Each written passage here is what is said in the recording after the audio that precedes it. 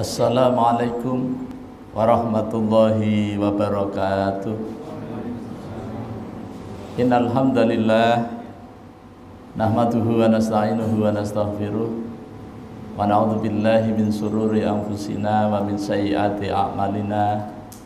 May yahdihillahu fala mudhillalah wa may yudlilhu fala hadiyalah. Asyhadu an la ilaha illallah wahdahu la syarikalah wa asyhadu anna Muhammadan abduhu wa rasuluh la nabiyya wa la rasula ba'da. Allahumma shalli wa sallim wa barik ala hadzal nabiyil karim wa ala alihi wa sahbihi ajma'in, amma ba'd. Qala Allah ta'ala fil Qur'anil Karim, a'udzu billahi minasyaitonir rajim. Ya ayyuhalladzina amanu taqullaha haqqa tuqatih wa la tamutunna illa wa antum muslimun. Ya ayuhan nasu taqu rabbakumul ladzi khalaqakum min nafsin wahidah wa khalaqa minha zawjaha wa batha minhuma rijalan katsiran wa nisaa'a wattaqullaha alladzi tasaaluna bihi wal arham innallaha kana 'alaikum raqiba. Ya ayyuhalladzina amanu taqullaha wa qulu qawlan sadida yuslih lakum a'malakum wa yaghfir lakum dzunubakum wa may yuti'illaha wa rasulahu faqad faza fawzan 'azima. Fa in asdaqal haditsi kitabullah wa khairul hadi hadi Muhammadin sallallahu alaihi wasallam wa syarrul umuri muhdatsatuha wa kullu muhdatsatin bid'ah wa kullu bid'atin dhalalah wa kullu dhalalatin finnar. Ma'asyiral muslimin, jamaah salat maghrib musalla Miftahul Jannah yang dirahmati Allah Subhanahu wa taala.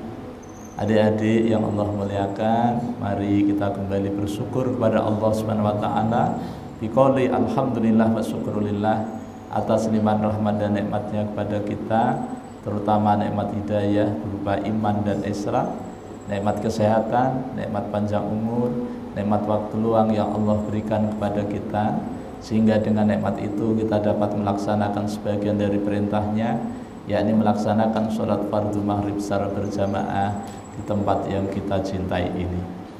Salawat dan salam semoga senantiasa tercurah terlimpah pada junjungan kita Nabi besar Muhammad sallallahu alaihi wasallam, kepada keluarganya, para sahabatnya, para pengikutnya yang setia, baik yang dulu, sekarang maupun yang akan datang.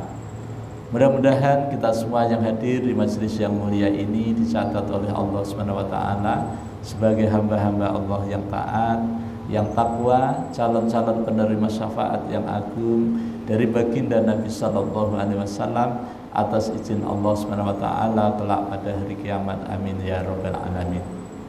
Bapak Ibu hadirin yang dirahmati Allah Subhanahu wa taala, adik-adik yang Allah muliakan, alhamdulillah kita kembali bertemu dalam suasana kebaikan, sehat badan, afiah batin. Ini merupakan nikmat Allah yang wajib kita syukuri agar Allah senantiasa menambahkan nikmatnya kepada kita. Jangan sampai kita termasuk orang-orang yang kufur nikmat, yaitu menggunakan nikmat Allah dipakai untuk maksiat, menggunakan nikmat Allah dipakai untuk melakukan perbuatan yang mengundang murkanya Allah Subhanahu wa taala. Ketahuilah sesungguhnya azab Allah amat sangat pedih. Bapak Ibu hadirin yang dirahmati Allah Subhanahu wa taala, adik-adik yang Allah muliakan, malam ini kita akan melanjutkan kajian kita Ma'rifatul Quran fi Tarjamatil Quran, mengenal Al-Quran melalui terjemahnya. Tema kita malam ini adalah kisah Bani Israel bagian yang kedua. Sebenarnya bab 5 ini adalah kisah Bani Israel, ya, sampai selesai babnya. Karena cerita Bani Israel ini agak panjang, gitu ya. Karena memang pelakunya banyak sekali, maka Allah ceritakan pada ayat-ayat yang panjang. Mudah-mudahan kita bisa mengambil hikmah dari kajian yang kita kaji malam ini. SOP kita, ya, itu 3. Yang pertama, dianjurkan untuk bisa memahami, menghafal ayat yang kita kaji di malam ini. Yang kedua, diharapkan bisa memahami kandungan ayat yang kita kaji malam ini. Dan yang ketiga, diharapkan kita mengetahui bagaimana cara mengamalkan ayat yang kita kaji malam ini. Allah Subhanahu wa taala di dalam surah Al-Baqarah ayat 41, Allah berfirman, a'udzubillahi minasyaitonirrajim, wa aminu bima anzaltum musaddiqan lima ma'akum wa la takunu awwala kafirin bih wa la tashtaru bi ayati tsamanan qalila wa iyaya fattaqun. Kita artikan secara harfiah per huruf atau per kata. Wa dan. Setiap ayat yang diawali dengan wa berarti ayat ini ada hubungannya dengan ayat sebelumnya. Ayat sebelumnya adalah seruan Allah kepada Bani Israel agar Bani Israel melakukan beberapa hal. Di antaranya Bani Israel disuruh mengingat atas nikmat Allah yang diberikan kepada mereka. Yang kedua, Allah menyuruh mengingatkan kepada Bani Israel agar menepati janjinya. Janji Bani Israel tertuang di dalam surah Al-Maidah ayat 12. Kemudian apabila Bani Israel memenuhi janjinya kepada Allah, maka Allah juga akan memenuhi janjinya kepada Bani Israel. Kemudian yang ketiga, Bani Israel disuruh oleh Allah Subhanahu wa taala hanya kepada Allah saja hendaknya mereka takut. Nah, inilah adanya huruf wa, ya artinya dan, ya. Aminu, berimanlah kalian. Aminu ini dhamirnya adalah aminu itu dhamirnya antum, ya. Jadi di sana yang disuruh adalah semua Bani Israel. Kenapa? Karena ketika itu di hadapan orang-orang ahlul kitab, ya, orang-orang ahlul kitab, di mana Rasulullah menyeru kepada mereka. Bima bi dengan ma terhadap apa yang anzaltu telah aku turunkan, ini adalah tanda fi'il madhi, ya. Karena fi'il madhi ini cirinya berakhiran. Jadi kalau untuk mengetahui ini fi'il apa, oh ini madhi, oh ini ada akhirannya. Salah satunya adalah berakhiran tu, ya. Tapi kalau lengkapnya, kalau Bapak Ibu membaca Al-Quran, di situ ada akhiran salah satu dari satu ini, ya. Kan ada la, lu, at, ta, na, ta, tuma, tum, ti, tuma, tunna, tu, na. Nah, jadi ini ada tunya. Anzaltu telah aku turunkan. Apa itu?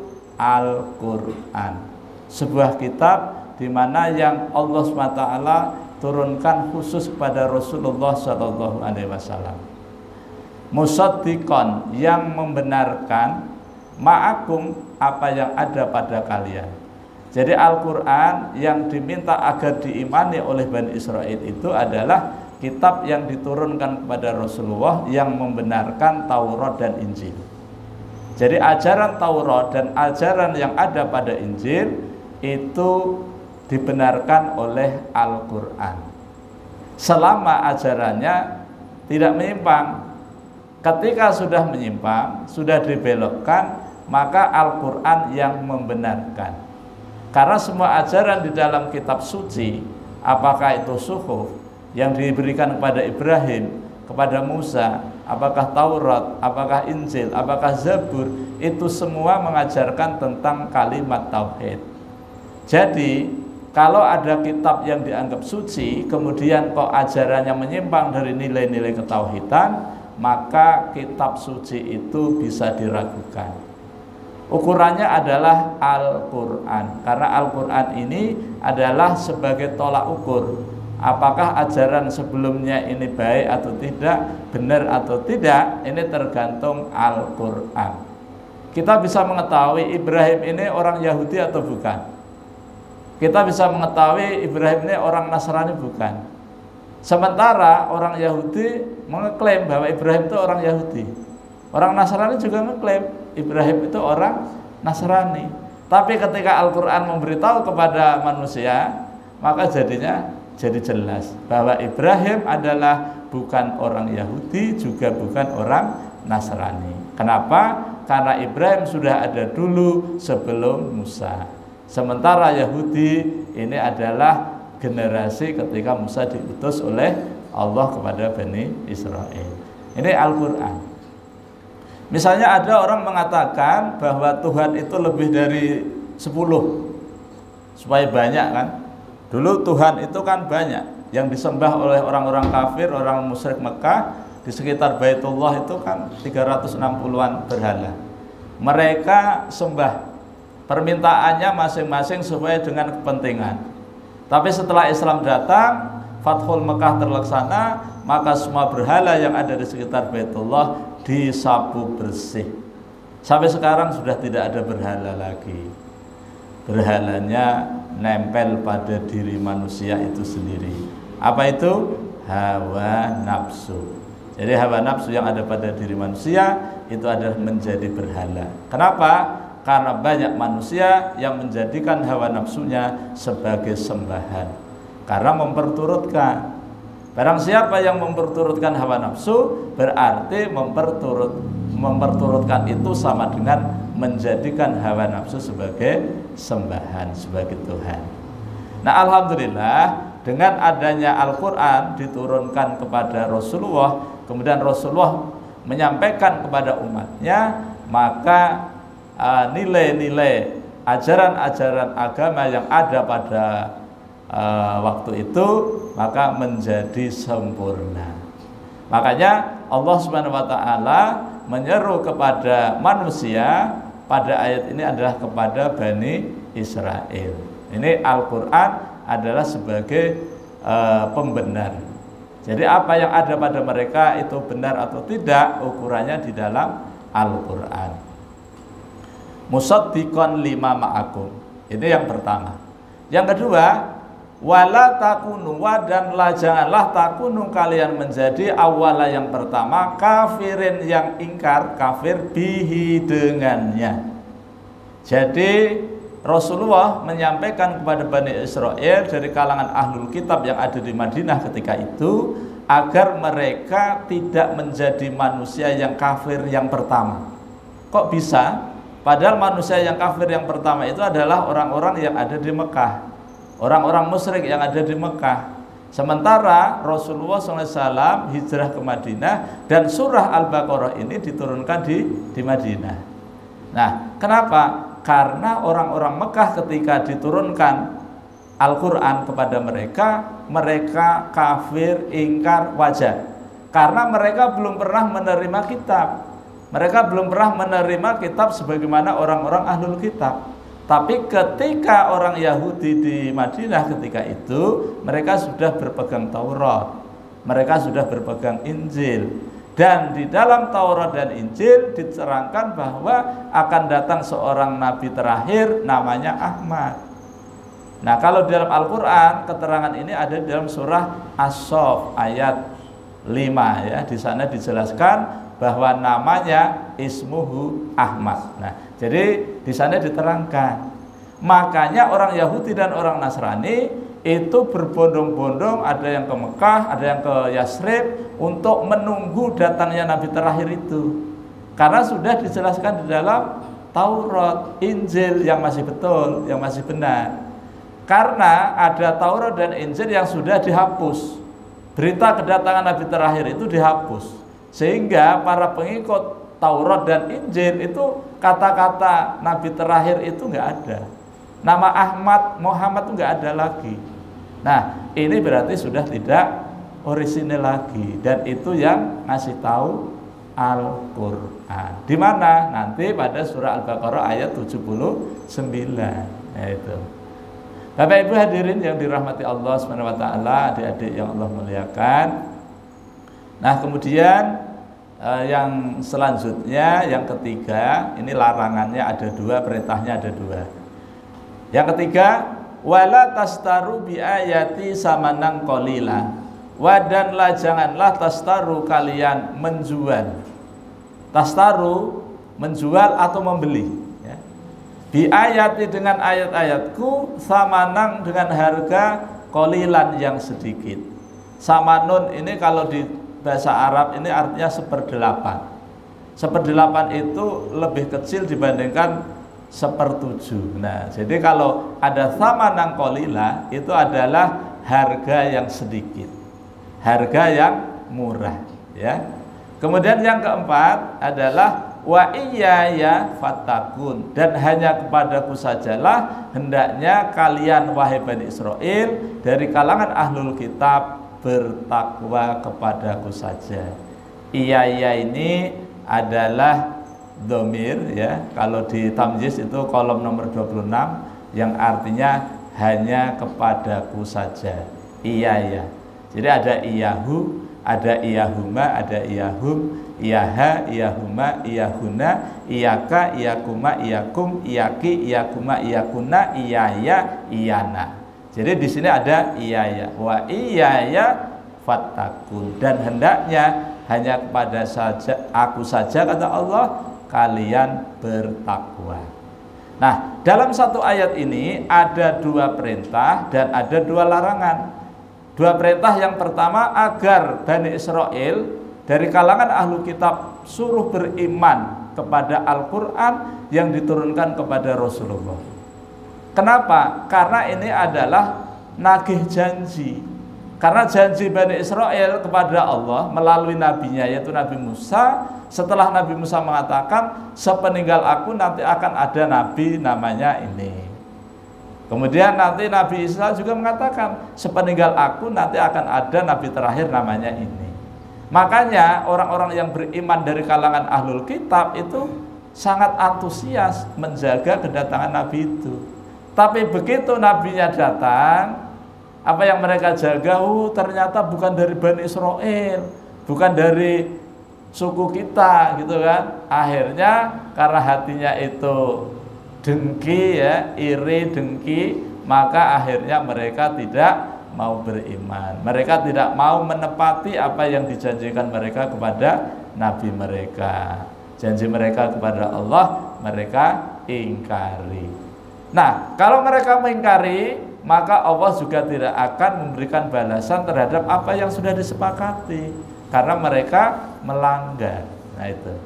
Jadi ini perintah kepada Bani Israel yang ada di kota Madinah ketika itu.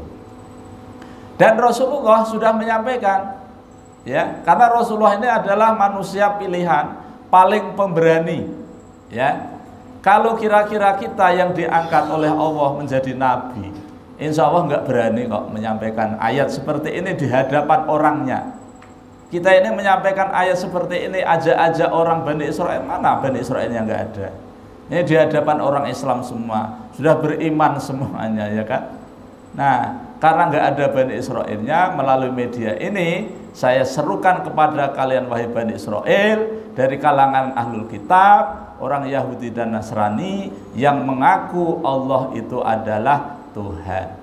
Israel itu bahasa Ibrani, Isra dan Il. Isra artinya hamba, Il artinya Allah. Israel itu Abdullah, hamba Allah. Makanya orang Israel itu kalau disambat Israel itu senang sekali. Kenapa? Karena artinya hamba Allah. Tapi kalau dipanggil Yahudi itu marah mereka, karena tahu bahwa Yahudi yang dimaksud adalah sudah tidak orisinil lagi. Nah ini. Nah, oleh karena itu saya sampaikan kepada Bani Israel yang ada di muka bumi ini, apakah yang ada di Israel, apakah yang ada di Amerika, apakah yang ada di Timur Tengah, apakah yang ada di Cina, dan di mana saja kalian berada, saya sampaikan sebagaimana Rasulullah waktu itu menyampaikan kepada kalian, bapak moyang kalian. Nah, jadi insya Allah sampai ini, ya. Insya Allah sampai. Pak Haji kalau sampai sampaikan aja, Pak, ya. Jadi saya jalan-jalan itu di Banjarmasin, Kalimantan, ya. Oh, raine Yahudi itu kayak apa itu nggak ketemu juga. Ketemu ya sesama Muslim gitu, ya. Nah, mau saya kasih surat itu, ya inilah suratnya ini. Kesepakatannya itu seperti ini. Bagaimana ini? Gitu ya. Surah Al-Maidah ayat 12. Kan sudah disepakati gitu kan. Nah, gitu. Bapak Ibu hadirin yang dirahmati Allah SWT, adik-adik yang Allah muliakan, Kemudian yang kedua, Rasulullah menyampaikan kepada Bani Israel yang di Madinah ketika itu agar mereka jangan sampai menjadi orang yang pertama kali kafir. Kenapa? Karena di dalam kitab mereka dinyatakan mereka sudah berjanji apa? Akan beriman kepada nabi-nabi, akan beriman kepada Rasulullah nabi terakhir, dan itu dijanjikan, dan itu Allah menyaksikan kepada janji mereka itu. Makanya jangan sampai kalau kalian beriman, kalian menepati janji dan kalian akan mendapatkan dua pahala. Pahala pertama adalah karena kalian beriman berpegang teguh dengan Taurat, Injil. Pahala yang kedua, kalian menepati janji bahwa kalian mau beriman kepada Rasulullah, ya kan? Nah, beriman kepada Rasulullah berarti mengakui kehadiran Rasulullah sebagai hamba Allah dan Rasulnya. Yang kedua, mengikuti ajarannya. Tidak hanya aku percaya, aku iman pada Ikam sebagai Rasulullah, tapi nggak ngikutin, itu sama saja bohong. Nah, oleh karena itu di dalam surah Ali Imran ayat 31 Allah menyatakan, Muhammad katakan kepada orang Yahudi dan Nasrani, katanya mereka itu cinta banget, itu sayang banget sama aku, katanya sama Allah gitu ya. Sampaikan kepada mereka. Nabi disuruh mengatakan, Bani Israel, orang Yahudi Nasrani, ya, kalau memang kalian itu benar-benar mencintai Allah, maka ikutilah aku, ikuti Rasulullah, gitu kan? Ya, in kuntum tuhibbunallah fattabi'uni. Jika kalian benar-benar mencintai Allah, maka ikutilah aku, gitu kan? Kalau mengikuti Nabi Muhammad SAW, berarti kan mengimani Rasul dan menghidupkan sunnahnya, nah, gitu kan?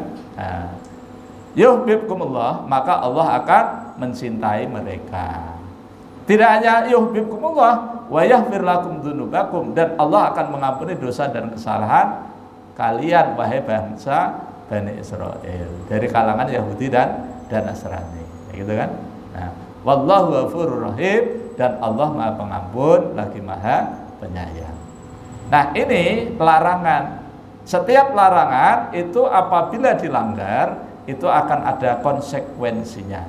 Kalau Bani Israel dari kalangan ahlul kitab Yahudi dan Nasrani sampai melanggar kesepakatan ini, maka mereka akan mendapatkan sanksi. Sanksinya apa? Sesuai kesepakatannya, mereka tidak akan diampuni, mereka tidak akan mendapatkan surganya Allah Subhanahu wa taala. Karena di dalam surah Al-Maidah ayat 12 itu kata Allah, apabila kalian itu beriman kepada Al-Quran, beriman kepada Rasulku, kemudian kalian mau membantu mereka dan kalian memberikan pinjaman yang terbaik kepada Allah, yaitu sedekah, infak dan sebagainya, kalian mendirikan sholat, kalian menunaikan zakat, maka kalian akan aku hapus kesalahan-kesalahan. La ukaffiru ankum sayiatikum, aku akan hapus kesalahan-kesalahan kalian. Laut hilal jannah, dan kalian akan dimasukkan ke dalam surganya Allah Subhanahu wa ta'ala. Itu janji Allah begitu. Tetapi apabila kalian mengingkari setelah kesepakatan ini disepakati, maka kalian benar-benar berada di dalam kesesatan yang nyata. Nyata itu bisa dilihat oleh mata telanjang kita, Pak. Jadi kalau kita melihat orang itu ini sesat atau tidak sesat itu jelas, ya. Apalagi tolak ukurnya, kacamatanya, ya, cerminnya, ya, untuk mengukur Al-Quran itu semuanya serba benar, serba jelas. Kalau masih ada orang yang mengatakan di muka bumi, ya, khususnya di bumi ini, ya, buminya Allah ini masih belum bisa mengatakan sesuatu yang benar, maka lebih baik pergi dari kolongnya Allah, dari kolong langitnya Allah ini, ya kan? Nah, gitu. Ini Bapak Ibu kan sudah sering mendengar kan, betapa hukum kita ini tidak bisa menjadi jaminan, ya, betapa gitu ya. Kenapa? Karena memang ya pelaku-pelakunya itu kurang atau bahkan tidak amanah. Nah, ini Al-Quran yang mengatakan, ya kan?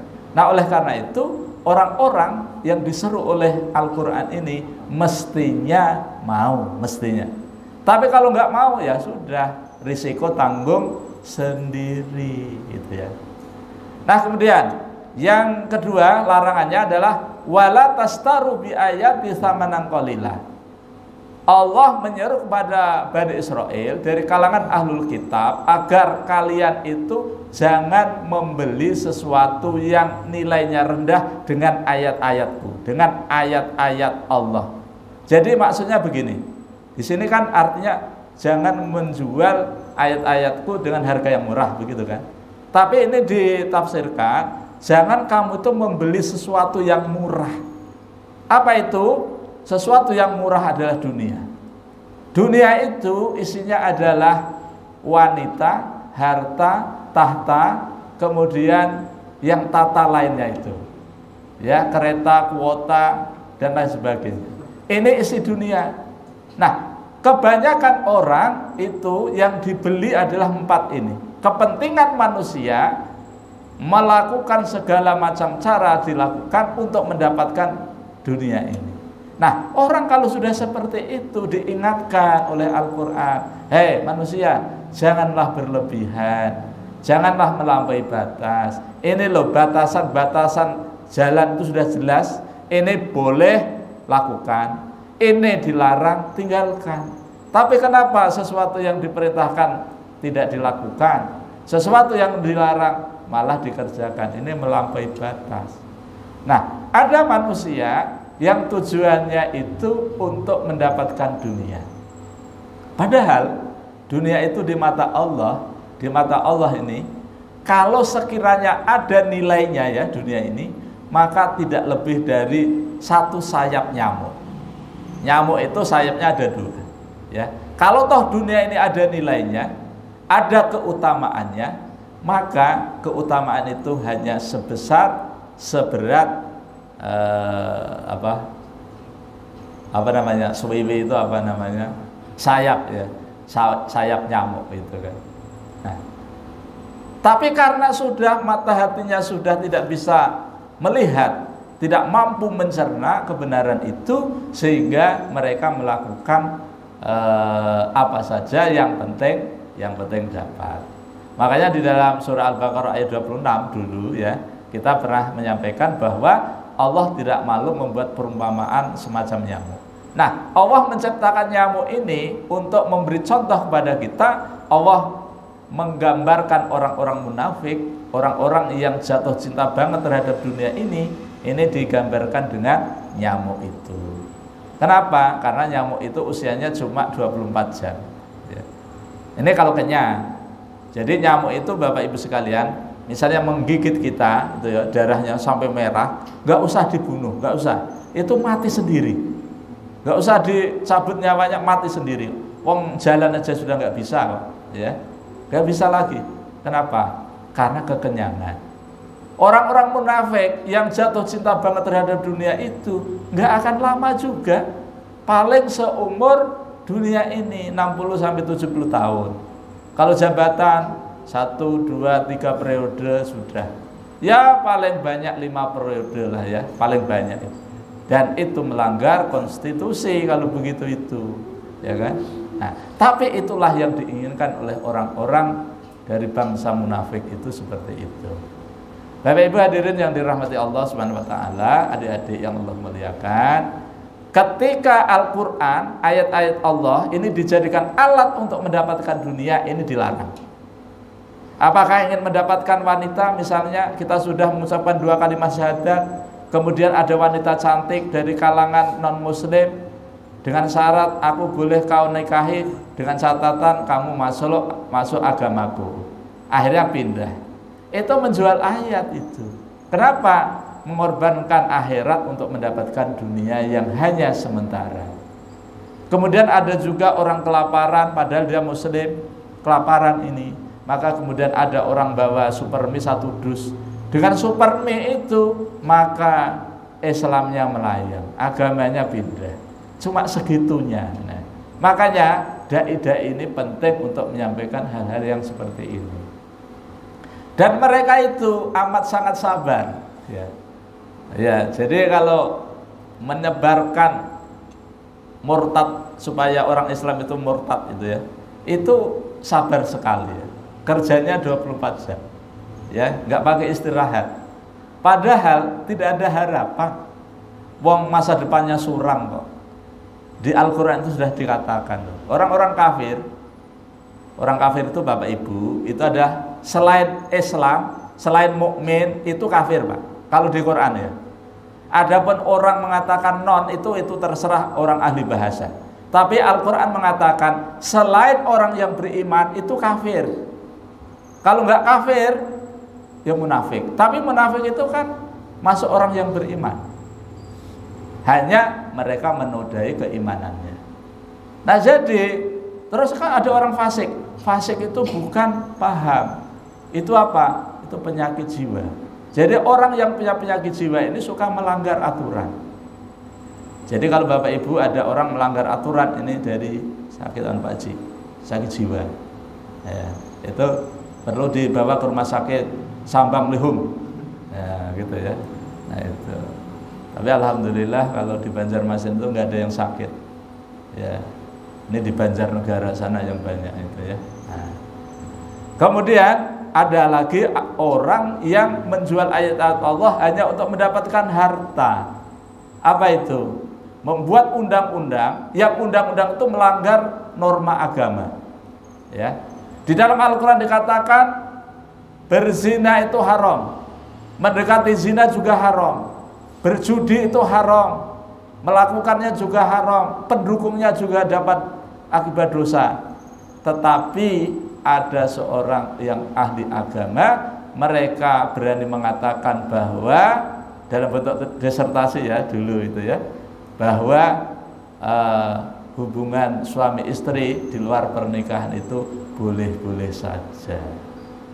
Nah, ini kan untuk mendapatkan apa?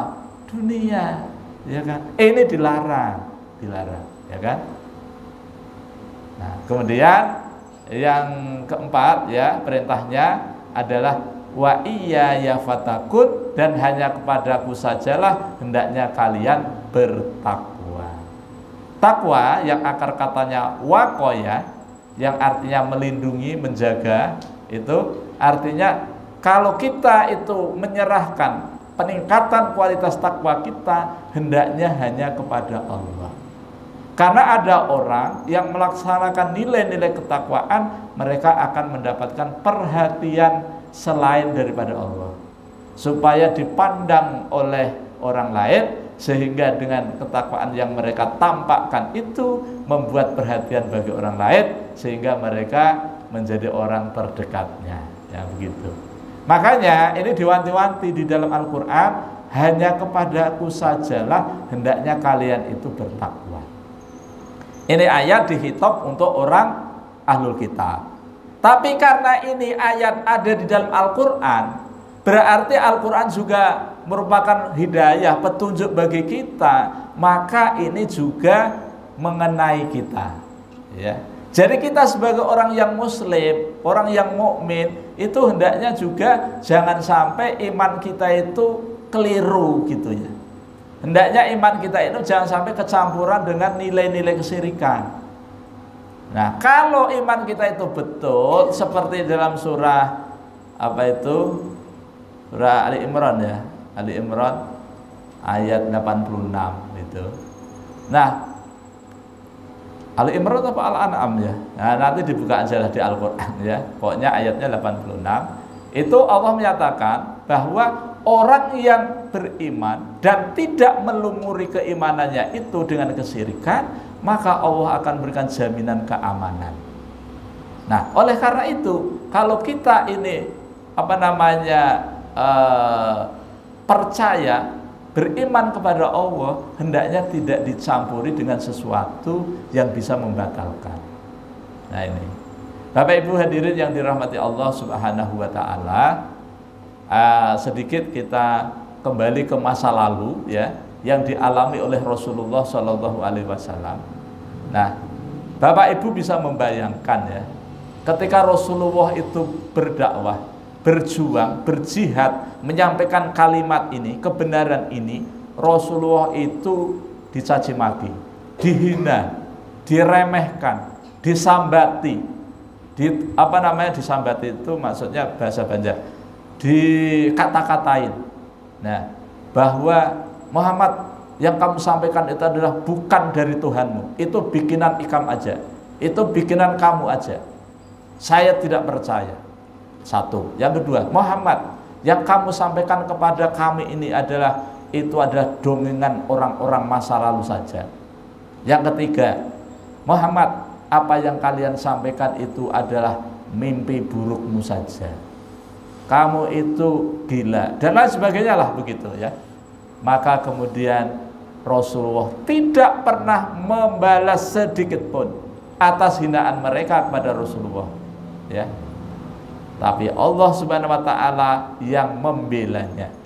Yang pertama dalam surah Al-Qalam ayat 4, di mana ketika mereka orang-orang Arab menyampaikan bahwa Nabi Muhammad itu gila, maka Allah menyatakan wa innaka la'ala khuluqil azim, bahwa Nabi Muhammad itu adalah manusia yang memiliki akhlak yang agung. Akhlak yang agung, akhlak yang besar, yang mulia, yang mengatakan Allah. Jadi Nabi Muhammad tidak mungkin seperti apa yang disangkakan oleh orang-orang kafir ketika itu. Nah, di surah Al-Qalam itu banyak ya yang memberitahu kepada kita tentang pembelaan Allah pada Rasulullah Shallallahu Alaihi Wasallam. Kemudian di dalam surah Ad-Duha yang tadi dibaca oleh imam kita tadi, dan juga surah Al-Insyirah, itu juga pemberitahuan Allah kepada Rasulullah tentang hiburan-hiburan Allah kepada Rasulullah, agar Rasulullah tidak pesimis dalam menyampaikan dakwahnya. Ini bunyi ya Pak Haji ya, bunyi. Oh ya, berarti sudah habis kan? Ya. Bapak Ibu hadirin yang dirahmati Allah Subhanahu wa taala, demikian yang dapat ulun sampaikan dalam kesempatan ini. Mudah-mudahan Allah Subhanahu wa taala senantiasa merahmati dan meridhai kita semua. Ulun mohon maaf pasti banyak kelirunya, banyak salahnya dalam demi kajian ini. Mari kita tutup pertemuan ini dengan baca hamdalah dan doa kafaratul majelis. Alhamdulillahirabbil alamin. Subhanakallahumma wa bihamdika asyhadu an la ilaha illa anta astaghfiruka wa atubu ilaik. Wal 'afwu minkum. Assalamualaikum warahmatullahi wabarakatuh.